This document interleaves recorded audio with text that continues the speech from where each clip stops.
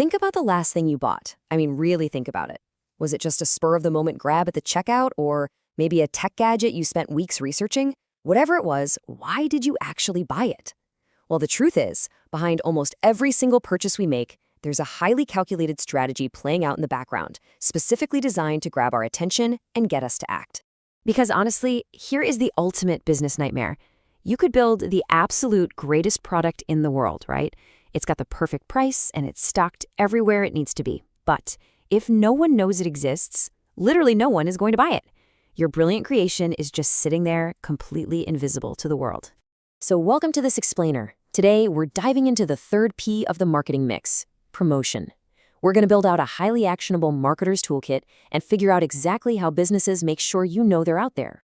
Let's take a quick look at how we're breaking this down today. We'll kick things off with the voice of marketing, then dive into mass media advertising, which we call above the line, followed by direct sales promotions or below the line. After that, we'll see how PR built a company's image and how managers actually choose the right strategy. Finally, we'll put your new skills to the test with a real-world case study. Let's get into it. All right, section 1. Let's explore exactly how promotion gives your product a much-needed megaphone. At its core, promotion is just the process of raising customer awareness of a product or brand, generating sales, and hopefully creating some serious brand loyalty along the way. Think of it as the literal voice of your business. It's the one thing connecting your product, your pricing, and your placement directly to the consumer so they actually know it's there. Without it, you're basically just whispering in an empty room. Promotion is what introduces new items, fights off the competition, and ultimately gets people to hit that buy button. So how do we start projecting that voice? Well, let's move into section 2 and look at our first major battleground, above the line, or mass advertising. This is where we see the great divide in promotional strategy. On one side, we have above the line, or ATL. This is all about paying for mass media channels to just shout your message out to a massive audience. There is zero direct contact with the individual consumer here. But on the flip side, below the line, or BTL, is a totally different beast. This is all about handing a direct, short-term incentive to a specific shopper to get them to buy right then and there. Sticking with above the line for a second, when you're paying for mass advertising, you really have two distinct ways to talk to your audience. You can go with informative advertising, which is all about clear, hard facts. Think of a laptop ad that just lists out the processor speed, the RAM, the storage space. Or you can go with persuasive advertising. This completely ignores the hard specs and goes straight for emotion and lifestyle. Think of a super glossy commercial for a luxury aftershave.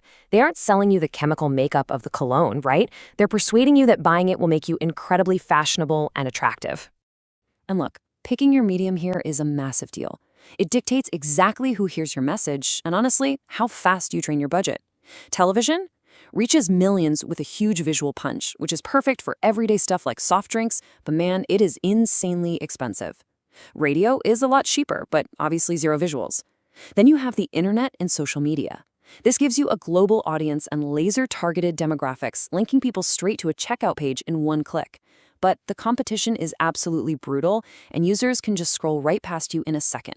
So choosing your medium is just as critical as crafting the message itself.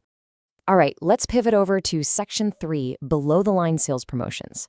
If above the line is shouting from a mountaintop, below the line is like tapping someone on the shoulder right there in the store.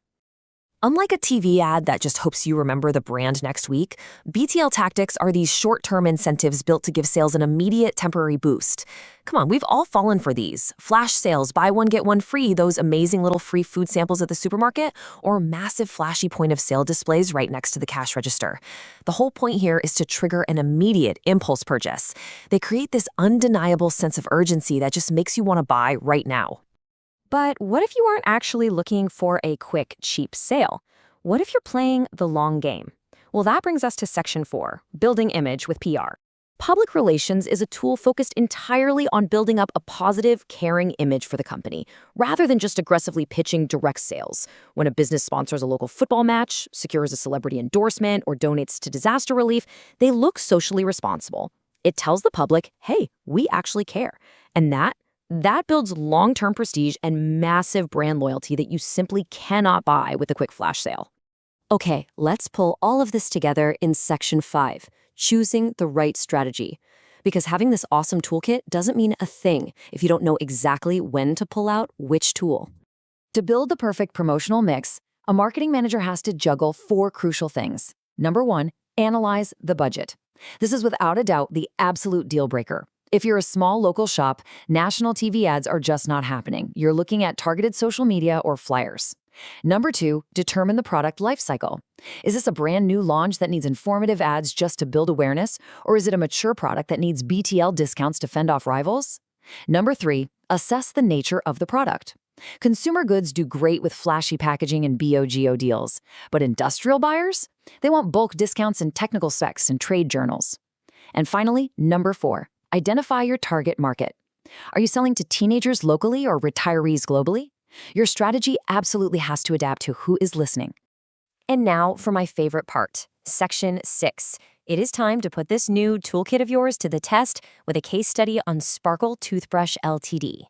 Picture this. You're sitting in the boardroom at Sparkle Toothbrush Ltd., a company that makes these fun, colorful kids' electric toothbrushes. And you are facing a massive dilemma. The managing director looks right at you and says, do we push a sales promotion to revive our mature standard model, or do we go all in and launch our exciting new smart app-connected brush?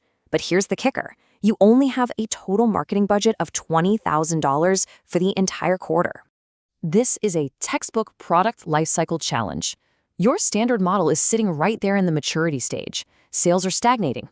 It desperately needs below-the-line sales promotions, maybe some price cuts or free gifts in the box, along with persuasive reminders just to defend its current market share. But on the other hand, your new smart brush is in the introduction stage. It desperately needs above-the-line informative advertising so parents even know it exists and understand what the new app features actually do.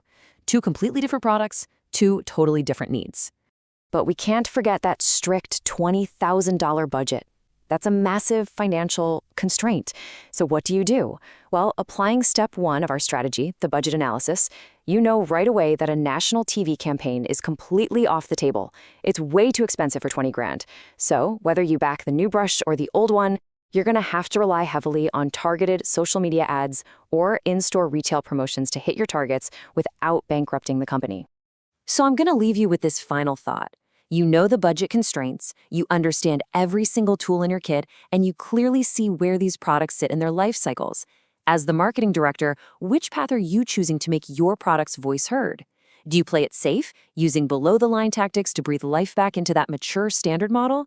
Or do you bet the entire house on targeted above-the-line internet ads to launch the smart brush into the future? The choice is entirely yours. Thanks so much for joining this explainer, and next time you're at the store, keep questioning the strategy behind everything you buy.